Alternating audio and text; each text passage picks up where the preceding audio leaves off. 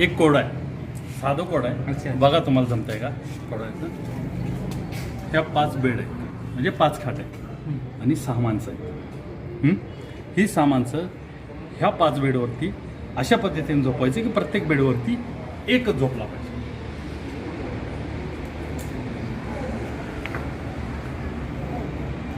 सहा माणसं 5 ह्याच्यामध्ये. खाली काय जमतंय की?